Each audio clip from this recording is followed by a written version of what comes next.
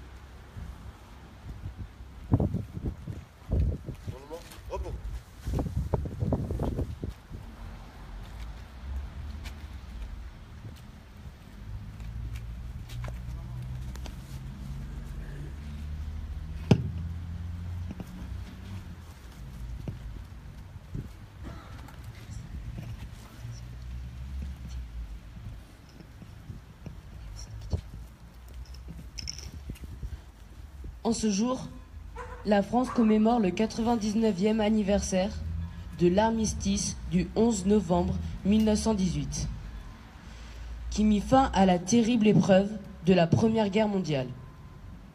52 mois de combats meurtriers, de cauchemars, de privations, de souffrances et de deuil. Nous ne pouvons oublier le courage, l'abnégation, l'espérance en la paix de ces générations venues du monde entier, qu'elles fussent européennes, africaines, américaines, asiatiques ou océaniennes.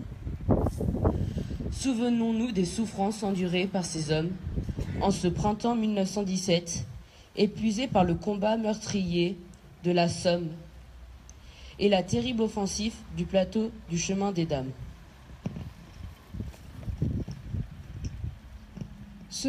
Souvenons-nous également de l'entrée en guerre des États-Unis en ce même printemps 1917, dont nous commémorons cette année le 100e anniversaire.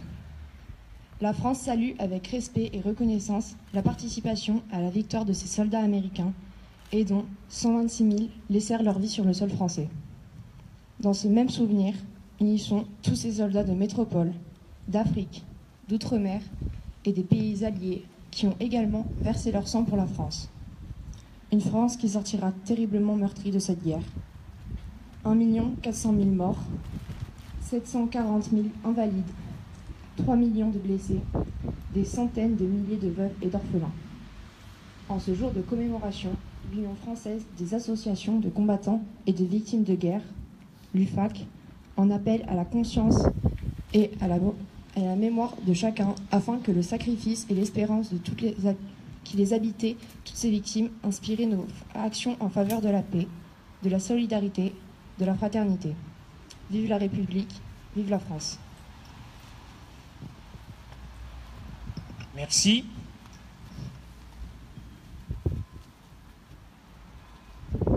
Message de la secrétaire d'État auprès de la ministre des Armées. 99 années ont passé depuis cette fin de matinée où, ce 11 novembre 1918, à 11h, Utilise le micro. Ce 11 novembre 1918, à 11h, sur le front, les clairons ont surgi pour sonner le cessez-le-feu. Un conflit de 4 ans et demi s'achevait alors. Si l'avant et l'arrière communient dans la fierté nationale, c'est aussi le temps du deuil qui commence face aux pertes considérables, tant civiles que militaires. La Grande Guerre a profondément bouleversé les nations européennes. Les équilibres mondiaux sont durablement modifiés. Cette année, nous célébrons plus particulièrement le centenaire de 1917. Après 3 ans de conflit, c'est l'année de la fatigue des peuples, mais aussi le tournant de la guerre. Sur le temps long, elle s'avère déterminante pour le XXe siècle. Ses conséquences se font encore sentir aujourd'hui. D'avril à octobre, le chemin des dames a rendu son terrible verdict. Cet échec sanglant affecte le moral des combattants et celui de l'arrière. L'armée française n'est pas seule à se sacrifier. Au prix de lourdes pertes, les Canadiens mènent l'offensive à Vimy, les Britanniques à Patchandol, les Italiens sont vaincus à Caporetto. Les États-Unis rompent avec l'isolationnisme et s'engagent aux côtés de l'entente.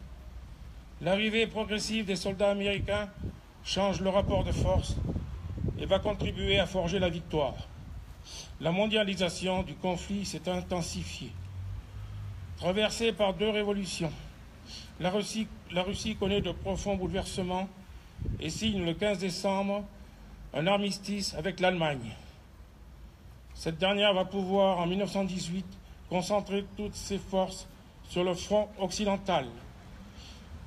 Victimes indirectes de la guerre, des centaines de milliers d'enfants en portent les séquelles et se retrouvent orphelins.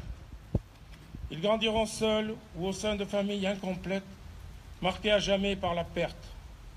C'est pour leur permettre de vivre dignement que l'État a créé, le 27 juillet 1917, le statut de pupille de la nation, destiné à l'origine aux orphelins de guerre. Il est étendu aujourd'hui aux orphelins d'un parent tué en opération militaire extérieure ou lors d'un attentat terroriste. Le 16 novembre 1917, il y a presque 100 ans, au milieu de la tempête, Georges Clemenceau était appelé à informer le gouvernement. Président du Conseil et ministre de la Guerre, à 76 ans, il appelle à la guerre intégrale et remobilise la nation et les armées avec l'obsession de mener la France à la victoire. En ce jour du 11 novembre, depuis la loi de 2012, nous rendons hommage à l'ensemble des morts pour la France, à ceux tombés lors de la Grande Guerre, lors de la Seconde Guerre mondiale, lors des guerres de décolonisation, à ceux tombés hier et aujourd'hui, lors de nos opérations extérieures partout dans le monde. La nation reconnaissante rend hommage et perpétue l'indispensable mémoire. Vive la République, vive la France. Merci déjà. Nous allons donc aller au cimetière.